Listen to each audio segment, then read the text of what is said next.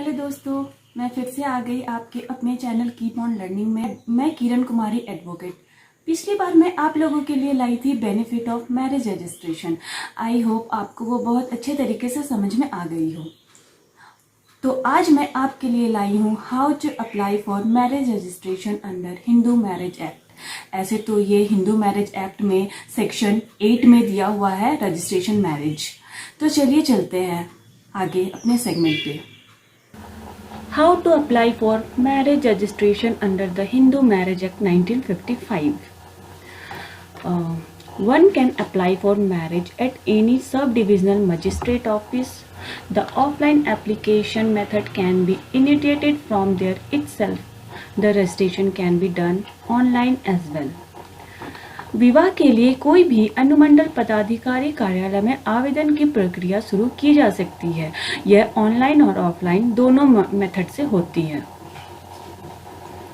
इसके लिए क्या क्या डॉक्यूमेंट्स चाहिए वो देखते हैं। Application form duly sign by both wife and husband with the sound of state mind. Wife and husband दोनों द्वारा इस एप्लीकेशन फॉर्म को साइन करना होता है। एक एप्लीकेशन फॉर्म होता है मैरिज रजिस्ट्रेशन कराने के लिए।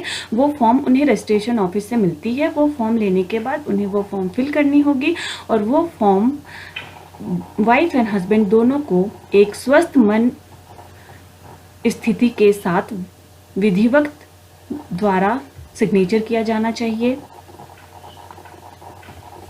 Next point, documentary evidence of date of birth of both bride and groom. It may be वर और वधू दोनों की डेट ऑफ बर्थ के दस्तावेज क्या क्या हो सकते हैं वो देखिए।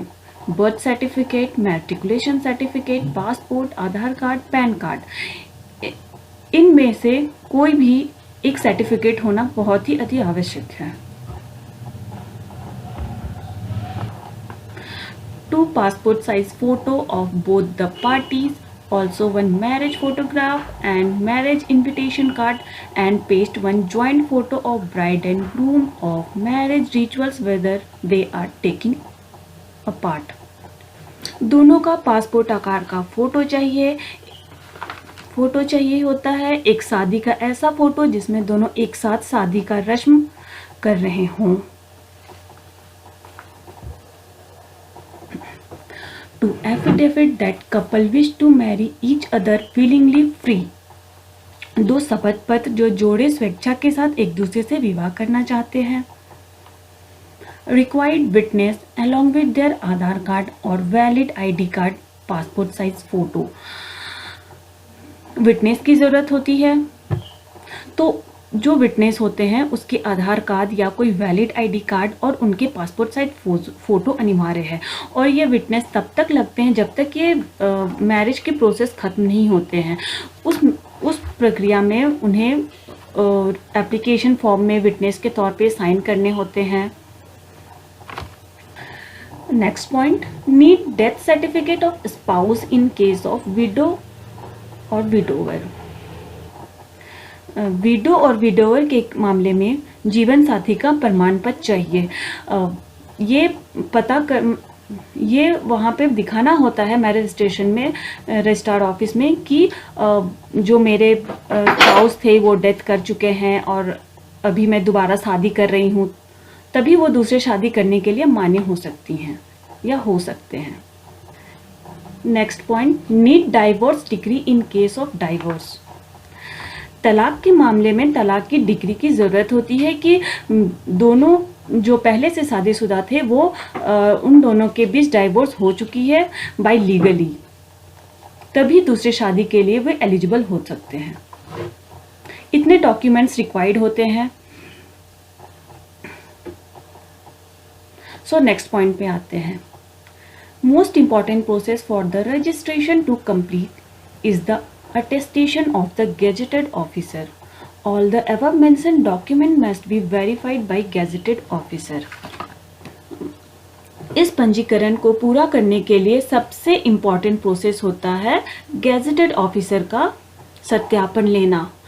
उपरोक्त जितने भी दस्तावेज या डॉक्यूमेंट मैंने बताया है उन सभी डॉक्यूमेंट्स में गेजेटेड ऑफिसर द्वारा वेरीफाइड होना बहुत ही ज़रूरी है, तभी ये प्रोसेस आगे बढ़ सकती है। Then submit the duly filled form along with fee. फिर शुल्क के साथ विधिवत भरा हुआ फॉर्म को जमा कर दे।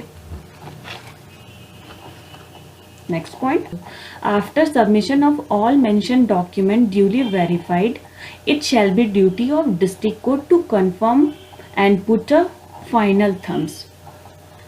सभी दस्तावेजों को विधिवत सत्यापन करने के बाद पुष्टि करना और अंतिम अंगूठा लगाना जिला न्यायालय का कर्तव्य होगा। Next point, marriage officer issue certificate if all the documents information as are correct and follow all the legal procedure of process. उसके बाद ये सारे दस्तावेज सही हैं और सारे कुछ सही पाए जाएंगे, तभी मैरिज ऑफिसर जो है मैरिज सर्टिफिकेट इशू करेगी। वो भी एक with in a limitation time होती है, उस टाइम के अंदर वो आपको मैरिज सर्टिफिकेट प्रोवाइड करेगी। लेकिन उसके लिए सारे डॉक्यूमेंट जो आपने इन्फॉर्मेशन दिया है, आपकी एज एलिजिबिलिटी, वो सारे सही पाए जाएंगे और जो भी प्रोसेस लीगल प्रोसेस है वो सारे सही होंगे, तभी वो उसे सर्टिफिकेट इशू करने में आगे मदद करेंगी।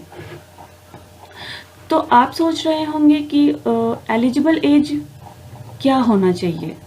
एलिजिबल एज मैरिड मेल के लिए 21 ईयर्स है एंड फीमेल के लिए 18 ईयर्स है, और ये marriage certificate for ever valid होती है। और सबसे इम्पॉर्टेंट बात, you can't apply for marriage certificate you have not attended the age limit. अगर आप एज लिमिट अटेंड नहीं कर रहे हैं 21 years for male and 18 years of female, तो आप ये मैरिज सर्टिफिकेट के लिए अप्लाई नहीं कर सकते हैं। अगर उसके बाद भी आप अप्लाई करते हैं then it will be treated as offence, ये अपराध के रूप में माना जाएगा। मैरिज सर्टिफिकेट के लिए कोई भी मैरिज कर सकते हैं, ये हमारा कॉन्स्टिट्यूशनल राइट होता है, संवैधानिक हक है ये हमारा।